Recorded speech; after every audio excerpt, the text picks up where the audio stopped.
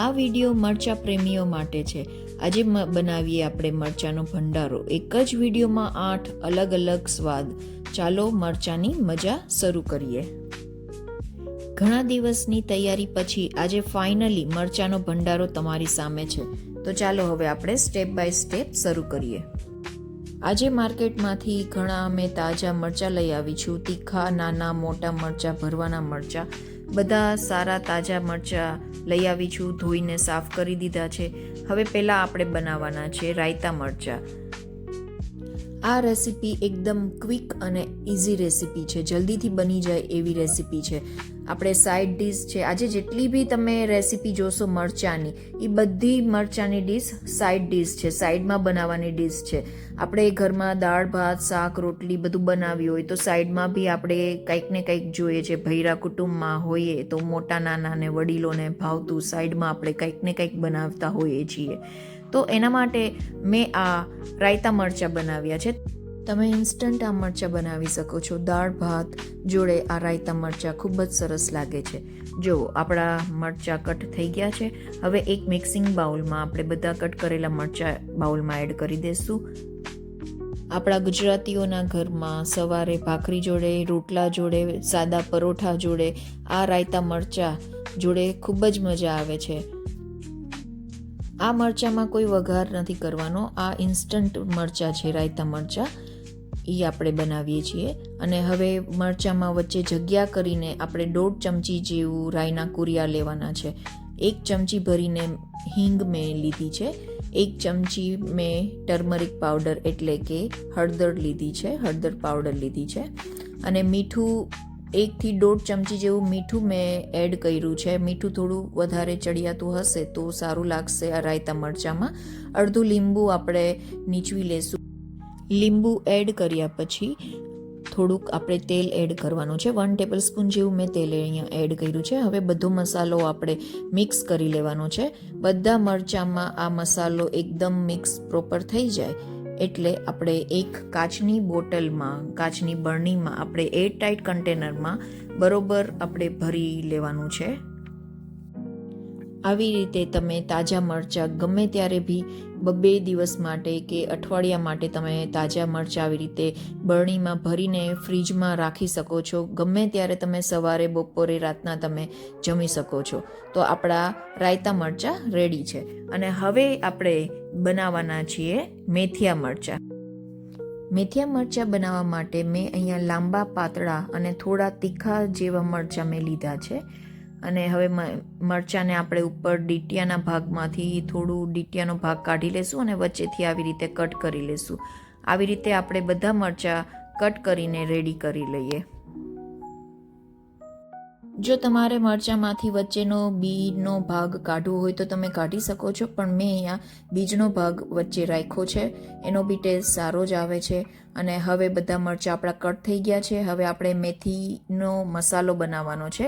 અહીંયા મેં 1 કપ જેવી મેથી લીધી છે। સ્મોલ પેનમાં મેથી લીધી છે। મેથી આપણે શેકવાની છે। મીડિયમ ફ્લેમ પર આપણે મેથી શેકી લેશું।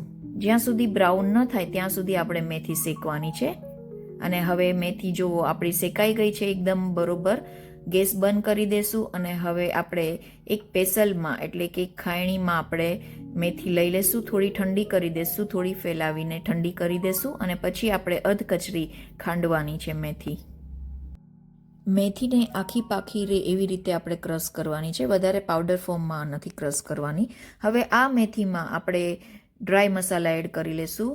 થોડી હિંગ એડ કરશું, થોડું આપણે હળદર એડ કરી લેશું, 1 ચમચી ભરીને મીઠું એડ કરી લેશું। હિંગ થોડી મેં વધારે એડ કરી છે। બસ હવે આપણે 1 સ્પૂન દ્વારા બધું સરખું મિક્સ કરી લેશું। આ મસાલો તમે વધારે બનાવી શકો છો। ગમે ત્યારે તમારે ઓચિંતાનું બનાવવું હોય કોઈના માટે તો તમે બનાવી શકો છો। જો મેં આ મેથીનો મસાલો વધારે જ બનાવ્યો છે, કારણ કે હું જ્યારે બી આ મસાલો બનાવું હું વધારે સ્ટોર થઈ શકે એવી રીતે મસાલો બનાવું છું।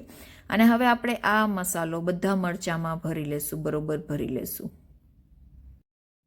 આ મેથીયા મરચાં મોટા લોકો, વડીલો લોકો હોય ને એ લોકોને બહુ ભાવે છે।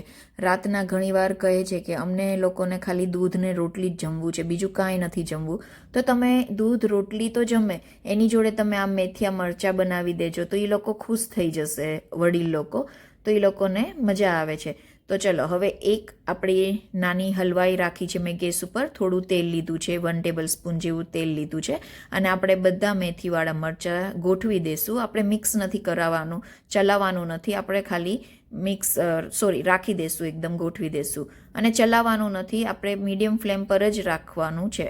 જો હવે આપણા મેથીયા મરચાં રેડી થઈ ગયા છે અને એક્સ્ટ્રા મસાલો જે છે એ આપણે એરટાઈટ કન્ટેનરમાં પેક કરીને આપણે રાખી દઈશું. અને હવે આપણે બનાવવાના છે વઘારિયા મરચાં. અમે જ્યારે બી મગનું શાક બનાવીએ બુધવારના દિવસે, ત્યારે અમે વઘારિયા મરચાં જરૂર બનાવીએ છીએ. અમારા ઘરમાં બધાને બહુ ભાવે છે, વડીલોને વધારે ભાવે છે. હવે આપણે વઘારિયા મરચાં બનાવવા માટે એક કડાઈમાં તેલ ગરમ કરશું. તેલ ગરમ થાય એટલે રાઈ, જીરું, હિંગ એડ કરી દઈશું આપણે અને મરચાં એડ કરી દઈશું. પછી ઉપરથી હળદર અને મીઠું એડ કરીને આપણે થોડીવાર માટે સોતે કરવાનું છે. મેથી દાણા પણ મેં વઘારમાં એડ કરી લીધા છે. એ મેથી દાણાનો ટેસ્ટ વધારે સરસ આવે છે. થોડીવાર આપણે સોતે કરશું અને આપણે ઢાંકીને રાખી દઈશું. પાણી એડ નથી કરવાનું, તેલમાં જ આપણે સાતળવાનું છે. જો આપણા મરચાં એકદમ પ્રોપર રેડી થઈ ગયા છે. બસ જો જલ્દીથી બની જાય એવી ડીશ છે વઘારિયા મરચાં, રેડી થઈ ગયા છે. હવે આપણે બનાવવાના છીએ અથાણાવાળા મરચાં. આ મરચાં આપણે આખું વર્ષ બનાવીને સ્ટોર કરી શકીએ છીએ કાચની બરણીમાં અને આખું વર્ષ આપણે જમી શકીએ છીએ. પણ અત્યારે જે હું મરચાં બનાવું છું એ અથાણાના જ મરચાં છે. પણ આ અથાણાના મરચાં આપણે 1 મહિનો કે 10 દિવસ કે 15 દિવસ માટે, એક અઠવાડિયા માટે આપણે બનાવી શકીએ છીએ અને આ તાજા અથાણાવાળા મરચાં ખૂબ જ ટેસ્ટી લાગે છે. તો હવે એક આપણે વાસણમાં મિક્સિંગ બાઉલમાં આપણે મેથીના કુરિયા લીધા છે, 1.5 ચમચી જેવી મેથીના કુરિયા લીધા છે. મેથીના કુરિયા થોડા આપણે ઓછા લેશું, રાઈના કુરિયાના પ્રમાણમાં મેથીના કુરિયા ઓછા લેશું, નકર આપણા મરચાં થોડા ચીકણા લાગે. અને હવે રાઈના કુરિયા મેં લીધા છે. રાઈના કુરિયા 2 ચમચી જેવા લીધા છે અને હિંગ 1 ચમચી ભરીને હિંગ લીધી છે અને સાઈડમાં તેલ ગરમ કરવા મેં રાખી દીધું છે. અને આપણે હળદર ને મીઠું અત્યારે એડ નહીં કરીએ, જ્યારે આપણું મિક્સચર તેલ એડ કર્યા પછી ઠંડુ થાય પછી આપણે હળદર ને મીઠું એડ કરી દઈશું.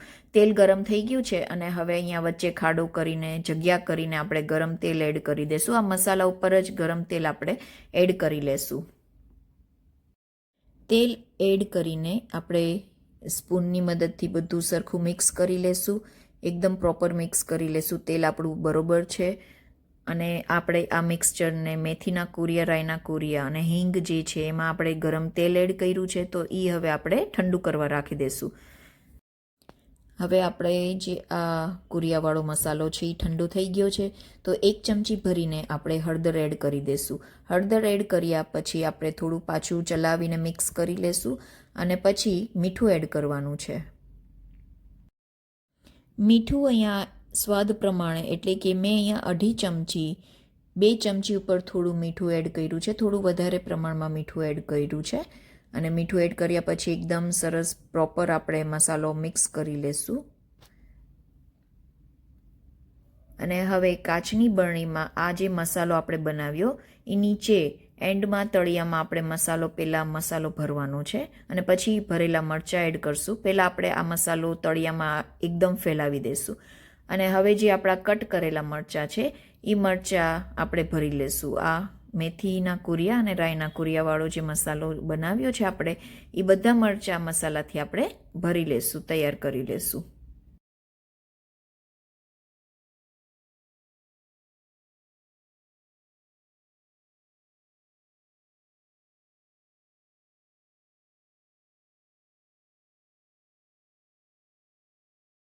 આપણે અથાણાવાળા બધા મરચાં બોટલમાં ભરાઈ ગયા છે અને હવે જે એક્સ્ટ્રા મસાલો ઉપરથી જે બાકી છે એ આપણે ઉપરથી એડ કરી લેશું બધો મસાલો.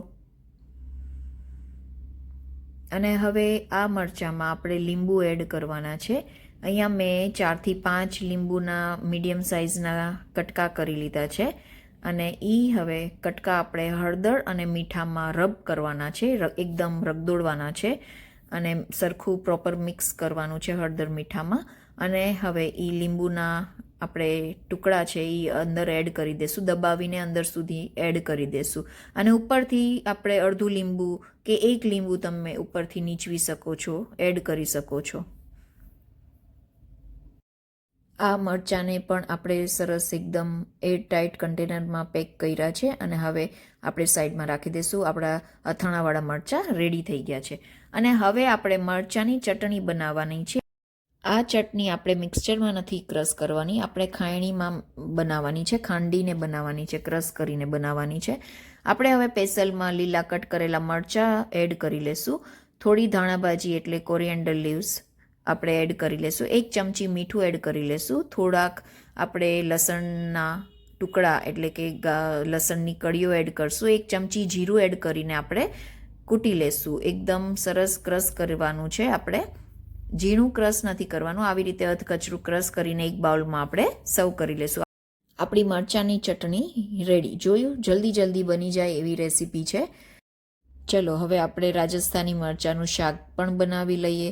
રાજસ્થાની લોકો જ્યારે બી મરચાંનું શાક બનાવે છે ત્યારે આવી રીતે પથ્થરની મોટી ખાયણીમાં એ લોકો મરચાંને ક્રશ કરીને કૂટીને મરચાંનું શાક બનાવે છે. આવી રીતે રેડી કરી લે છે. અને મરચાંને અધકચરા આપણે ખાંડવાના છે, એકદમ ઝીણા નથી ખાંડવાના. આવી રીતે જો તમે જોઈ શકો છો મરચાંને આવી રીતે અધકચરું આપણે કૂટી લેશું. અને હવે ગેસ ઉપર આપણે એક ફ્રાય પેન મૂકવાનું છે. ફ્રાય પેનમાં થોડું તેલ એડ કરશું. મેં અહીંયા 1 થી 1.5 ટેબલ સ્પૂન જેવું તેલ એડ કર્યું છે. તેલ ગરમ થાય એટલે રાઈ, જીરું, હિંગ એડ કરી દેશું. પછી 1 ચમચી જેવું ક્રશ કરેલું લસણ એડ કરવાનું છે. કૂટેલું લસણ છે ખાલી, એ એડ કરી દેશું. લસણ જ્યાં સુધી બ્રાઉન થાય, લાઇટ બ્રાઉન થાય ત્યાં સુધી આપણે સોતે કરશું. અને પછી આપણા જે કૂટેલા મરચાં છે, જે ક્રશ કરેલા મરચાં છે, એ મરચાં આપણે આ પેનમાં એડ કરી દેશું. અડધી મિનિટ માટે આપણે કન્ટિન્યુ ચલાવતા રહેશું, મિક્સ કરશું અને પછી ડ્રાય બધા મસાલા એડ કરશું. હળદર એડ કરી લેશું આપણે અડધી ચમચી જેવું. 1 ચમચી જેવું લાલ મરચું પાવડર, 1 ચમચી જેવું મીઠું અને ધાણા જીરું પાવડર બી મેં અહીંયા એડ કરી લીધું છે. અને હવે આપણે બંધ કરીને મીડિયમ ફ્લેમ ઉપર આપણે શાકને ચડવા દેશું. અને લાસ્ટમાં આપણું શાક તૈયાર થઈ જાય એટલે થોડું ઉપરથી લીંબુ એડ કરી દેશું અને એક બાઉલમાં આપણે ટ્રાન્સફર કરી લેશું. તો આપણા રાજસ્થાની મરચાંનું શાક તૈયાર છે. હવે આપણે લોટવાળા મરચાં બનાવવાના છીએ. મરચાં મેં આવી રીતે કટ કરી લીધા છે, ડીટિયા થોડા કટ કરીને તૈયાર કરી લીધા છે. એક મિક્સિંગ બાઉલમાં 3 ચમચા જેવો આપણે ચણાનો લોટ એડ કરી લેશું. 1 ચમચી આપણે મીઠું એડ કરશું, સ્વાદ પ્રમાણે મીઠું એડ કરશું. 1 કપ જેવી ધાણાભાજી કોરિએન્ડર લીવ્સ એડ કરી લેશું. 1 ચમચી જેવી આપણે હળદર એડ કરવાની છે.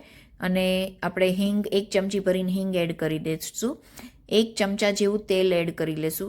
ખાંડ મેં અહીંયા 2 ચમચી જેવી ખાંડ એડ કરી છે. અને અડધું લીંબુ આપણે એડ કરવાનું છે નીચવીને. અને થોડું ઉપરથી પાણી એડ કરીને આપણે ડો તૈયાર કરવાનો છે. મસાલો ભરાય આપણે મરચાંમાં એવી રીતે ડો આપણે તૈયાર કરી લેશું. આપણા ગુજરાતીઓના ઘરમાં આ ભરેલા મરચાં, લોટવાળા મરચાં બહુ જ બને છે અને એનો ટેસ્ટ બી બહુ સરસ હોય છે, ખાટો, મીઠો, તીખો. અને હવે આપણે આ મસાલો બધા મરચાંમાં ભરી લેશું. બધા મરચાં આવી રીતે ભરીને આપણે રેડી કરી લેશું.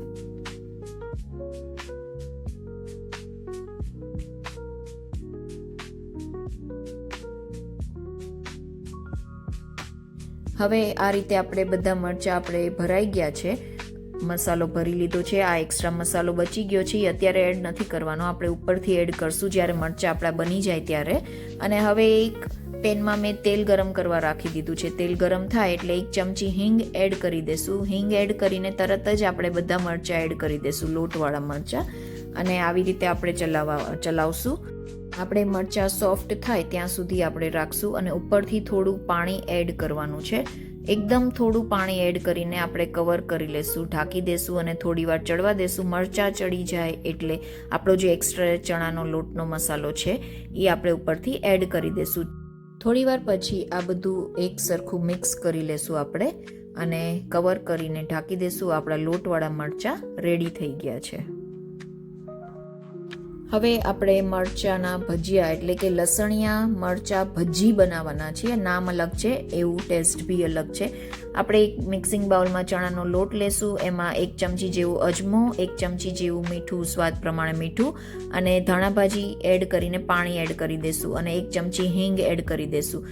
સરખું એકદમ એડ કરીને મિક્સ કરીને આપણે સાઈડમાં રાખી દેશું. અને હવે મરચાં આપણે આવી રીતે કટ કરવાના છીએ.